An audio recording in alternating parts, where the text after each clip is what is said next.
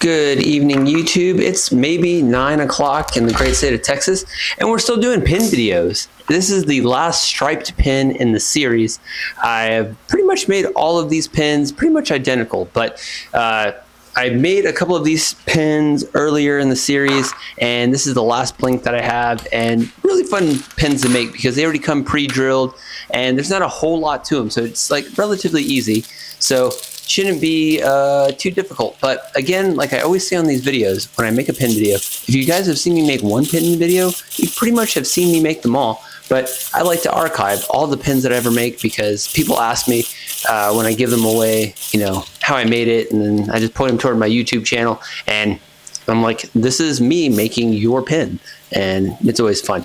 But getting everything glued up, obviously here, just like I said, the blanks already come pre-drilled, so I don't have to do anything special there. Just have to scratch up the brass fittings and then super glue everything, and try not to get super glue all over my fingers because that tends to be a little bit of an issue.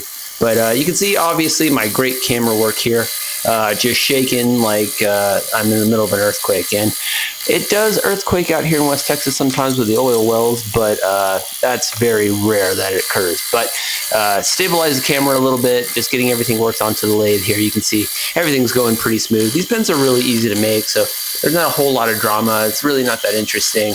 But I like making them, and I like making these YouTube videos. So just you know, enjoying the ride here.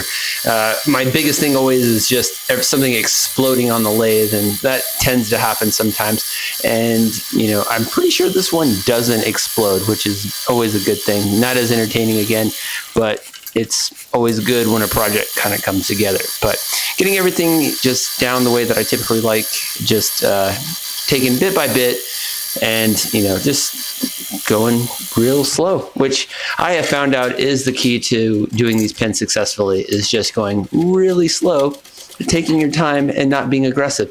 Because if you guys go back and watch some of my older videos with me trying to make pins, I would be super duper aggressive with the chisels, and then things would tend to explode on the lathe. But I've learned over time, if you just really go slow, take your time, don't be aggressive, have appropriate RPMs on the lathe, it tends to go pretty smooth, and you don't have to worry about anything. But again, I haven't worked with acrylic pens in a while, so I'm looking forward to kind of doing that. I've got actually some pen blanks coming, so if you guys are interested in watching pens explode, those videos will be coming down the pipe probably here later in the year.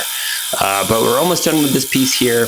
Everything's going pretty smooth. You can see the cool confetti looking colors coming off the chisels here. And fun fact, I have not changed the carbide head on that at all, which maybe also is contributing to some of these explosions, but it's still sharp enough and it's working for what I needed to do. So maybe I need to get back to doing that. But you can see this piece of sandpaper here fighting for its life. And admittingly, yes, I know I need to get me a new piece of sandpaper here, but went from 80 grit to 120 up to 180, or take that back.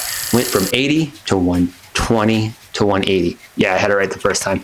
And then once we got the sanding done, just giving it a little bit of a polish, putting some wood wax on it, and you can see those vibrant colors just kind of come out and looks really, really cool. But again, really fun pin to make. And if you have questions about where I got these pen blanks, just Google or go on Amazon, and that's where I got them. And they come in a pack of 6, and they already come pre-drilled. The wood is really easy to work with. And if you just need like a simple, cool, striped kind of tie-dye project, I mean, these will work great. So just getting the pen assembled here using the black fittings here.